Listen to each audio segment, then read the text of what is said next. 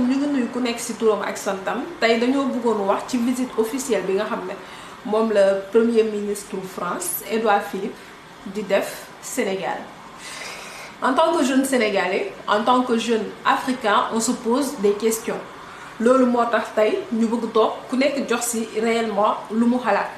ma yëgee visite bi ça m'a choqué parce que dans la mesure où xam naa ne bu baax ni France moom du ñëw Afrique Sénégal surtout nga xam ne Sénégal moom mooy presque meilleur ami wam ah faut voir aussi les termes de l'amitié.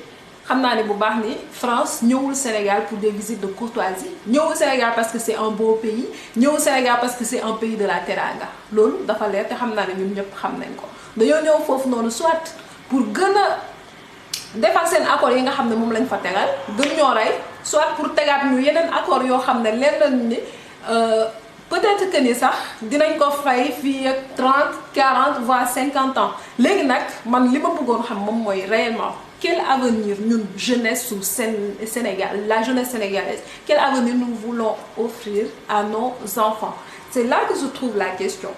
Je peux comprendre une chose moom mooy ni depuis indépendance ba tey la jeunesse a été mise à l'écart côté politique luñ ciy wax bëriwul côté politique suñu préoccupation bëriwul parce que dañuy jàpp ne en fait bokkul ci loo xam ne daal inculqué nañ ko non seulement mu nekk école wala boog dans la vie de tous les jours nekkul affaire boo xam ne dañu ko inculqué mais il est temps en fait que la jeunesse s'approprie non seulement son histoire il est temps que la jeunesse s'approprie aussi ce qui lui appartient c'est-à-dire l'avenir de son pays parce que mënuñoo continuer France ñëw foofu noonu pour ay intérêt xam nañ ko ñun ñëpp xam nañ ne France intérêt moom moo ko fa indi mais est-ce que la jeunesse va continuer de se laisser faire c'est ça le problème parce que nous n'avons pas des dirigeants qui sont patriotes. Nous n'avons pas des dirigeants qui sont panafricanistes. Amuñu ko en tout cas ci Afrique francophone. Enfin, je dirais plutôt amuñu ko ci Sénégal ah amuñu ko pour l'instant moom mooy moo bu ñu am tam Côte d'Ivoire moom mooy moo bu ñu am Mali. En tout cas 3 présidents yooyu noonu ñoom ñoo ci gën a feeñ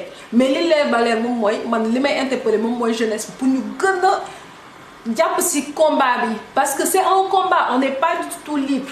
te seule la lutte libère waxuñu leen pour ngeen di génn ci biti di wax lu leen neex mais plutôt ñun ñëpp ñu bokk xool li nga xam ne moom mooy suñu histoire il faut qu'on se réapproprie ce qui nous appartient moom mooy suñu histoire il faut qu'on continue de voir réellement ñun suñu maam yi la lañ fi def mu nekk Cheikh Anta Diop mu nekk Cheikh Ahmadou Bamba mu nekk ñeneen ñi nga xam ne ñoom ñoo fi toog def fi li nga xam ne moom mooy li baax te tamit li nga xam ne moom mooy ñu ñoom dañoo lutter woon pour ñun ñu mën a libre su fekkee nag ñun dañoo laxiste wala boog toog fu ñu toog kese yaakaar naa ni duñ ci mës a génn te duñu xaar itam suñuy gouvernants pour ñu def ko parce que pour l'instant wane ñu dara loo xam ne dafa positif pour ñoom ñu defaral ñu li nga xam ne moom mooy suñu liberté.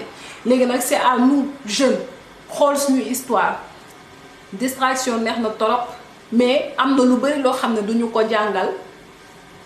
ci suñu na lañ koy waxee sax ci suñu programme am na lu bëri loo xam ne duñu ko jàngal au contraire lépp lu ñuy jàngal moom mooy ay auteurs français wala en tout cas ay figures françaises yoo xam ne ils ont été des racistes ñoo xam ne mosuñoo bëgg der bu ñuul y compris Voltaire mu nekk Montesquieu mu nekk Victor Hugo ñoom ñëpp amul ci kenn koo xam ne daf ñoo joxoon cër amul ci kenn koo xam ne considéré wuñ ñu woon comme ay sous-hommes au contraire pour ñoom ñu nekk ñu woon sax ay nit en fait waruñu woon ñoo placer comme ay nit.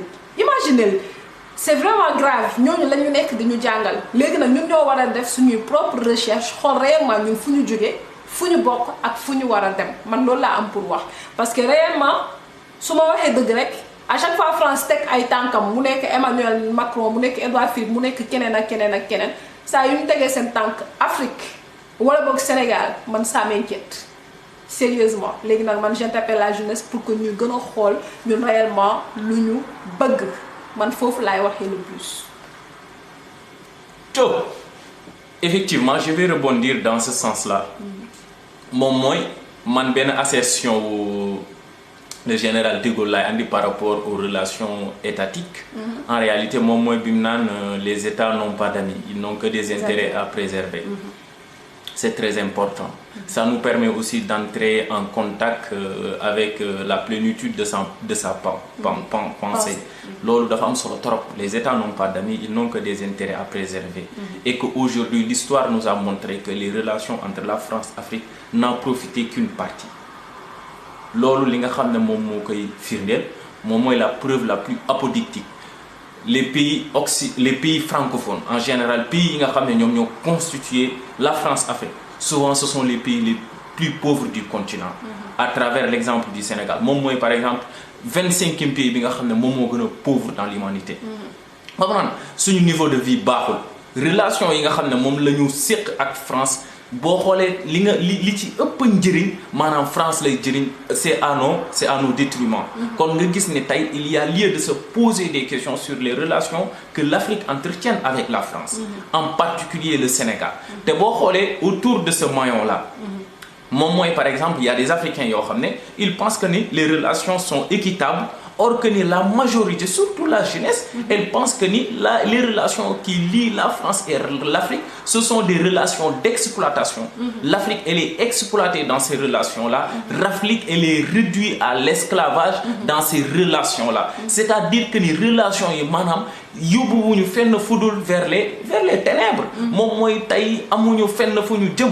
boo xoolee Sénégal boo xoolee la Côte d'Ivoire boo xoolee ainsi de suite le Mali et tout le Burkina Faso et tout moom la Thomas Sankara doon wax ci lañ ko boom ci lañ ko rey parce qu'il avait compris cela. La souveraineté absolue et effective elle est nécessaire pour que l'Afrique puisse sortir de l'abîme. C'est une condition sine qua non pour qu'on puisse aujourd'hui avoir des dirigeants, comme tu l'as bien souligné, des dirigeants panafricains qui vont défendre la cause africaine là où elle était impossible. Parce que hier, cette cause, elle était impossible. Cela a conduit à des drames. La mort de Thomas Sankara, de Lumumba, et tant et Sylvanus Olympio, ils ont été tués. Aujourd'hui, nous avons une jeunesse africaine qui est connectée. Donc ça doit être facile.